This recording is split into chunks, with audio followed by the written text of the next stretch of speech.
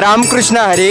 इंद्रायणीचा घाट आज अक्षरशः वारकऱ्यांनी दुमदुमून गेलेला आहे. आपण इकडे बघतो आहोत की फुगडीचा जो फेर आहे तो या माऊलींनी इथे धरलेला आहे.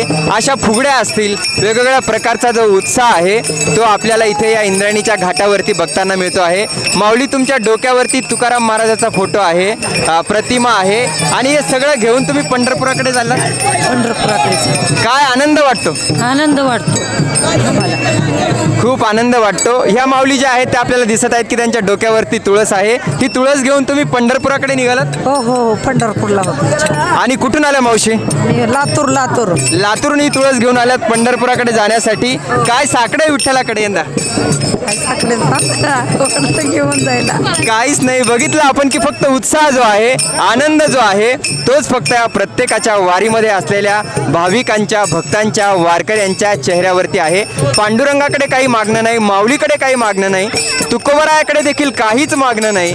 आणि काय आहे तर फक्त चेहऱ्यावरती समाधान घेऊन, समाधानावरतीच फक्त ही वारकरी मंडळी जी आहे ती हजारो लाखो वारकरी मंडळी आज पंढरपुराकडे निघाली आहे. कॅमेरामन निखिल सुक्रेसह मी गणेश आघाव, आळंदी देवाची.